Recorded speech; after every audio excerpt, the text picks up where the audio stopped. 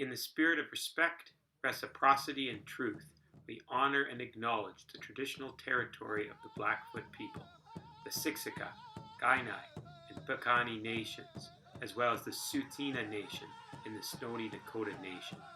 We acknowledge that this land is home to the Métis Nation of Alberta within the historical Métis homeland. In honor of reconciliation, we are seeking to connect to the land and to Indigenous people. We are seeking to create ethical space for our faculty and students to weave Indigenous knowledge into our teaching practices.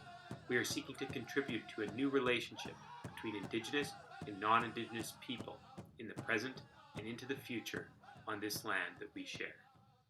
When walking on the land, I have fallen in love with the music that trees make. I connect with nature by living in a forest and being in that forest every day. Sometimes when I road bike, I'll stop in places like this and enjoy and walk through the beauty of the land. And sometimes I also just see some of the devastations. When I'm in nature, I'm able to focus only on its beauty and its power. For me, the land invokes a sense of identity and grounding and of traditions that I want to sustain and celebrate. I think the land evokes reflection for me. It evokes, helps me recognize relationship. It gives me pause for contemplative, deeper thinking. I see the land as something that sustains our physical, social, and spiritual needs. It makes me grateful and creates an imperative to ensure its untarnished beauty. The land has been my teacher. It has taught me risk while celebrating its rewards. My connection to the land is my way to connect to my Creator. When I look at the stars, I sense God's presence. Be still and know that I am God. So when we talk about reconciliation, we talk about many different components to it. And so reconciliation to me means, number one, to honor our ancestors, and how we can acknowledge them best is by engaging in Indigenous community, by committing ourselves to reconciliation in our classrooms.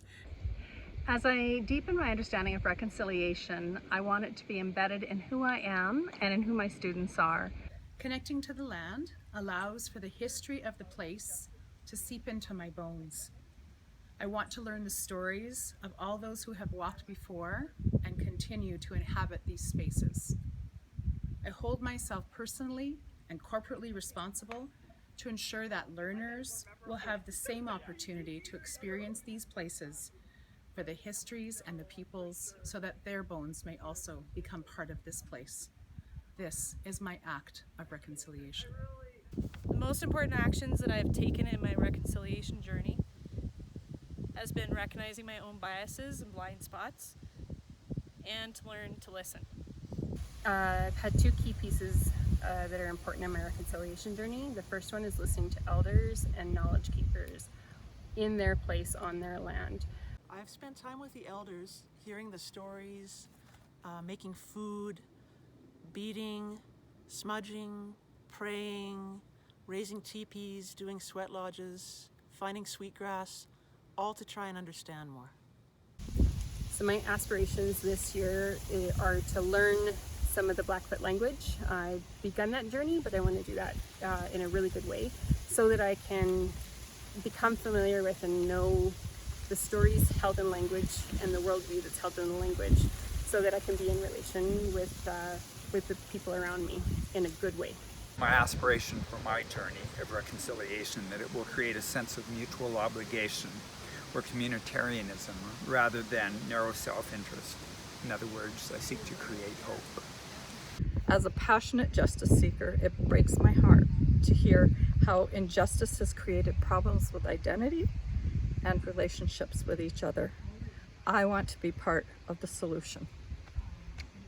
Reconciliation gives me the opportunity to learn more about my history, my family's story, and to learn about other people's stories. And as an educator, I get the opportunity to take that into the classroom, which will go out into many classrooms across this province. This is work that's really at the beginning stages, and we need to keep going.